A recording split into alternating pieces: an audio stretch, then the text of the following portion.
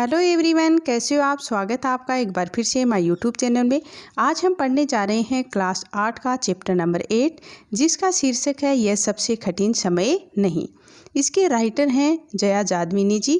इस कविता में लेखिका ये कह रही है कि हमारे जीवन में जब भी कठिन समस्या आती है, जब भी हम निराश होते हैं, तो हमें ऐसे लगने लगता है कि अब हम क्या करें, अब हमें क्या करना चाहिए। तो यहाँ लेखिका कह रही हैं कि ये जो आपका समय, ये सबसे कठिन समय नहीं है। हमें प्रकृति और वातावरण के माध्यम से समझा रही है लेखिका कि ये हमारा जो समय है ये सबसे कठिन नहीं है।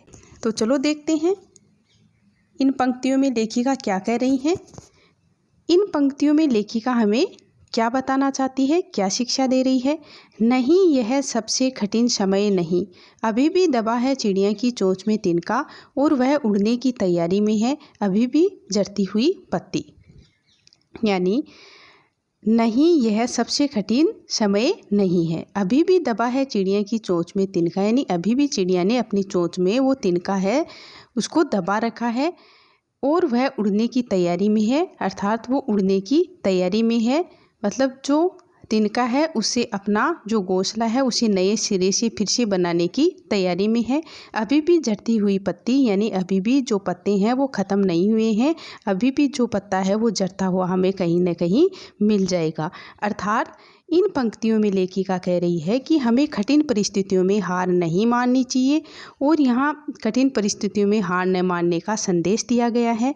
और लेखिका कह रही है कि जब हमारे जीवन में चारों तरफ अंधेरा छा जाए, हमें कुछ भी ना दिखे, लेकिन फिर भी कोई न कोई रास्ता बचा रहता है। अर्थात जो उम्मीद की किरण है वो बची रहती है।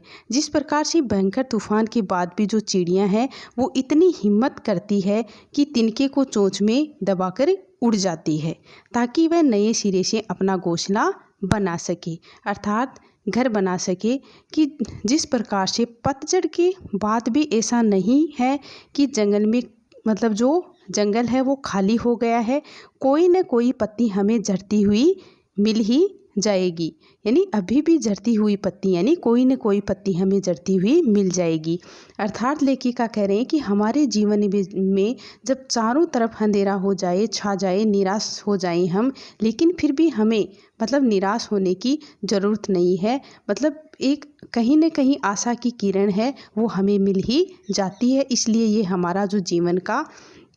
हमारे जीवन में जो कठिन समय है वो नहीं है, यानी ये सबसे कठिन समय। इन पंक्तियों में लेखिका हमें कहना चाह रही है कि थामने को बैठा है हाथ एक, अभी भी भीड़ है स्टेशन पर, अभी भी एक रेलगाड़ी जाती है गंतव्य तक, जहाँ कोई कर रहा होगा प्रतीक्षा, अभी भी कहता है कोई किसी को कि जल्दी आ जाओ कि अब सूरज ढलने का वक्त हो गया, अभी कहा जाता है। यानी यहाँ लेखिका कह रही हैं कि थामने को बैठा है हाथ एक, कि वक्त यानी जो समय है वो कितना भी खराब हो जाए, कितना भी खराब हो, परंतु अभी भी भीड़ है स्टेशन पर, परंतु स्टेशन पर लोगों की भीड़ है वो अभी भी बहुत है। यानी हमें स्टेशन पर लोगों की भीड़ है वो मिल ही जाती है। अभी भी एक रेलगाड़ी जाती है गंतव्य तक। गंतव्य यानी कहीं जाना, अपनी मंजिल तक जाना।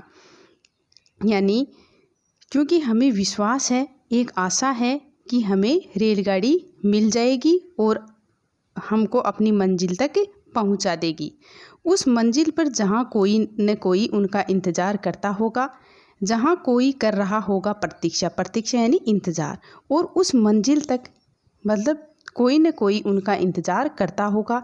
अभी भी कहता है कोई किसी को जल्दी आ जाओ कि अब सूरज डूबने का वक्त हो गया है, अभी कहा जाता है। यानी जिस प्रकार से बच्चे हैं वो बाहर खेल रहे हैं, तो उनकी माँ है वो उसको आवाज़ देती है कि आप जल्दी से घर के अंदर आ जाओ, अभी सूरज है वो डूबने को ही है, अर्थात अस्त होने वाला ही है, ये कहा जाता है।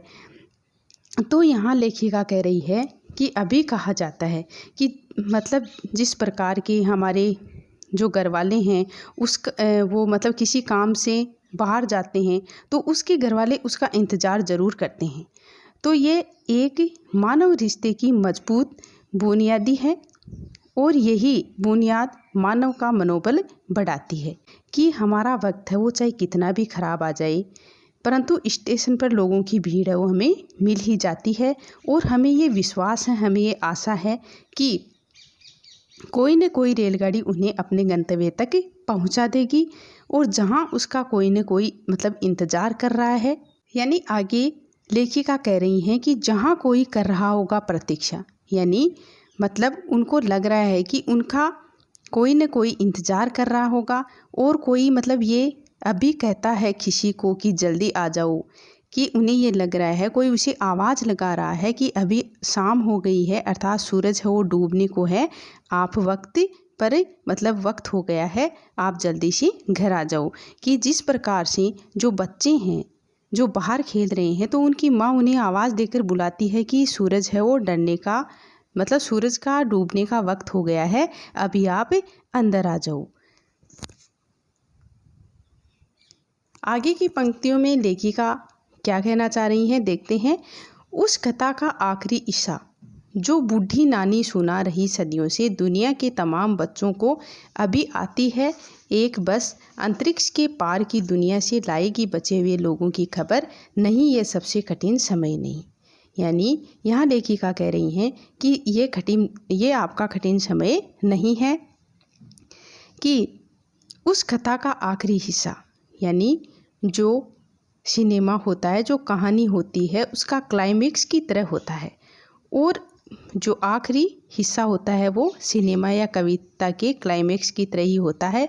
और यही वो समय है जो किसी कहानी या कहानी का आखिरी एंड का हिस्सा सुनाया जाता है, यानी आखिरी या एंड का हिस्सा सुनाया जाता है।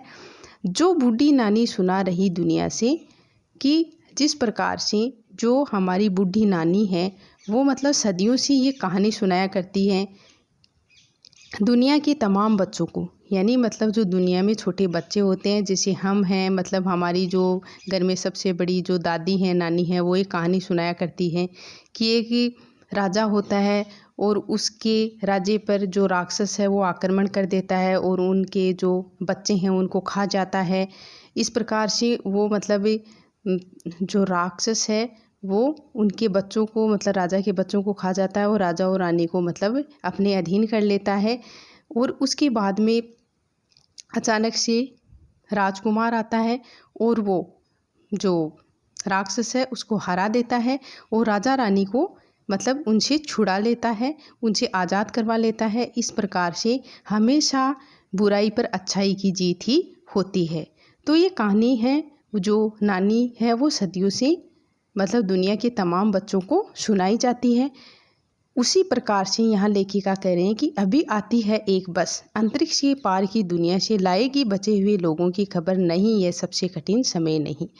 कि जब हमें लगता है कि सब कुछ ख़त्म होने वाला है तो वह वक्त किसी कहानी या सिनेमा के क्लाइमेक्स की तरह होता है और उसका जो कहानी का आखिरी एंड होता है, जो हिस्सा सुनाया जाता है, जब हमें लगता है कि ये कहानी में सबसे मजबूत स्थिति में जो है अर्थात जो खलनायक है वो सबको परास्त करके एक विजय की अट्टहास यानी मतलब जो विजय की अट्टहास होती है वो लगाएगा, लेकिन उसी समय नायक है वो एक झटके में ही बाजी को पलट देता है।